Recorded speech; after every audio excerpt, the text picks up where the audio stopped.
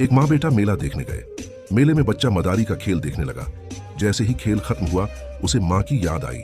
माँ को अपने साथ न पाकर बच्चा जोर जोर से रोने लगा। उसको रोता देख कुछ लोग उसको चुप कराने लगे। वह केवल मामा ही करता रहा। लोगों ने उससे उसकी माँ का नाम पूछा। बच्चा नाम बताने में असमर्थ था। फिर उससे पूछा गया, अच्छा तेरी माँ कैसी है? वह बोला, मेरी माँ बहुत सुंदर दिखती है। वे लोग मेले में आई हुई एक से एक सुंदर महिला को उसके पास लाते रहे और पूछते रहे कि क्या यह तुम्हारी माँ है? बच्चा सभी को मना करता रहा और रोता रहा। शाम के 6 बज गए। मेला भी खत्म होने वाला था। इतने में एक काली कलूटी सी महिला जिसके चेहरे पर दाग थे उधर से निकली। तभी बच्चा उछलकर उस महिला से लिपट गया। बोला, ये ही मेरी माँ है। पास बैठे सभी लोग हैरान थे कि इस महिला को ये सबसे सुंदर बता रहा है।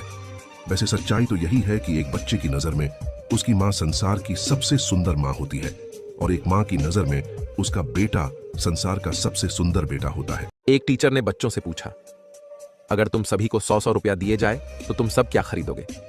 किसी ने कहा वीडियो गेम, तो किसी ने कहा गुड़िया। एक बच्चा शांत बैठा था। टीचर ने कहा, तुम क्या खरीदोगे? बच्चा बोला, सर मैं अपनी माँ के लिए चश्मा खरीदूंगा। टीचर ने कहा, उनके लिए चश्मा तो तुम्हारे पापा भी खरीद सकते हैं। बच्चे ने कहा, मेरे पापा अब इस दुनिया में नहीं है।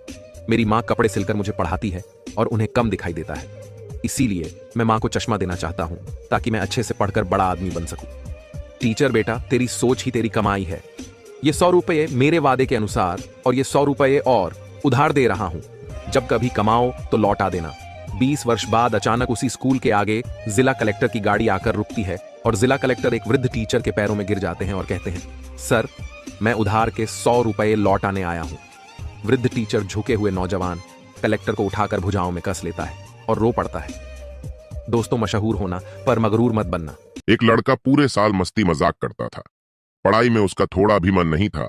बस हर जगह अपना वक्त बर्बाद करता था। साल खत्म हुआ। वो बुरी तरह फेल हुआ। वह पूरी तरह शांत, मानो एक पल में वो टूट गया। स्कूल से घर तक जाने की हिम्मत नहीं। उसे उसकी गलती का एहसास हुआ। दौड़ भाग कर अपने घर जा पहुंचा। अपनी माँ को गले लगाकर वो खूब रोया। माँ ने कहा, कोई बात नहीं, फेल ही तो हुआ है, हारा तो नहीं। शाम का वक्त हुआ। पड़ोस के लोग उसके घर पर आए।